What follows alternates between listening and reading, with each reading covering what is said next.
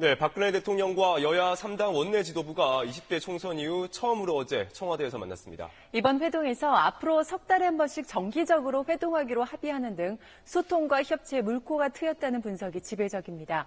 먼저 김정인 기자입니다. 박근혜 대통령과 여야 3당 원내 지도부는 농담 섞인 인사로 상견례를 시작했습니다. 국문과로 나왔습니다. 예, 그래서 정치도 좀 이렇게 시적으로 좀 이렇게 하시면 하시는 뭐 왕이시라고 그리고 뭐 무슨 유단자시고 저 유재석 씨를 비슷하게 생기셨나요? 사람들이 그렇게 말씀하십니다. 지역구에서 예. 기념 촬영을 한 뒤 현안 논의는 1시간 반 가까이 진행됐습니다. 더불어민주당 우상호, 국민의당 박지원 원내대표는 박근혜 대통령에게 국회와의 소통 확대를 요청했습니다. 박 대통령은 석 달에 한 번씩 3당 대표와 회동을 하고 필요하면 더 자주 만나겠다고 밝혔습니다. 새누리당 정진석 원내대표는 원활한 소통을 위해 정무장관직 신설을 건의했고 박 대통령은 종합적으로 검토하겠다고 화답했습니다. 민생경제점검회의도 조속히 개최하기로 하고 유일호 경제부총리와 여야 3당 정책위 의장이 참석하기로 했습니다. 정부 여당과 야당 간 이견이 있는 구조조정과 성과연봉제, 노동개혁 문제가 우선 의제로 오를 걸로 보입니다. 일하는 국회로 국민이 바라는 국회를 이끌어가는 데 많이 힘써주시기를 바랍니다. 북한 문제를 비롯한 안보 상황과 관련해선 정부가 여야 3당과 더 많은 정보를 공유하도록 노력하기로 했습니다. SBS 김정인입니다.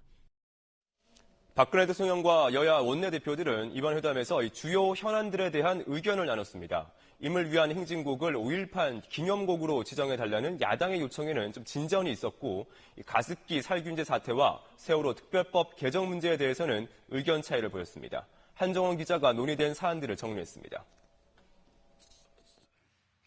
우상호, 박지원 원내대표는 민중가요인 임을 위한 행진곡을 5.18 기념곡으로 지정되도록 해달라고 박근혜 대통령에게 요청했습니다. 박 대통령은 국가보훈처에 국론 분열이 생기지 않는 좋은 방안을 찾아보라고 지시하겠다고 말했습니다. 지금 해주십시오 했는데 그 좋은 방안이 어떤 결과로 나올지는 잘 모르겠습니다. 두 야당 원내대표는 가습기 살균제 사태에 대한 진상규명과 책임자 처벌도 한 목소리로 요구했습니다.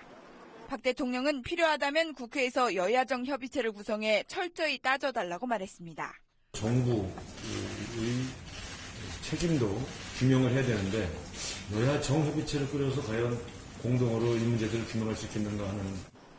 공공기관의 성과연봉제 도입은 야당 원내대표들이 노사 합의가 최우선이라고 강조했습니다. 하지만 박 대통령은 사회적 합의를 거치는 게 이상적이지만 시간이 많지 않다며 시행할 뜻임을 분명히 했습니다. 세월호 특별조사위의 기한을 연장하기 위한 법 개정도 두 야당이 거듭 요청했지만 박 대통령은 여러 여론이 있으니 국회에서 잘 감안해서 협의해달라고 부정적인 입장을 밝혔습니다. 이번 회동에 대해 새누리당 정진석 원내대표는 협치의 가능성을 확인했다고 평가했지만 더민주 우상호, 국민의당 박지원 원내대표는 성과와 함께 한계도 있었다고 지적했습니다. SBS 한정원입니다.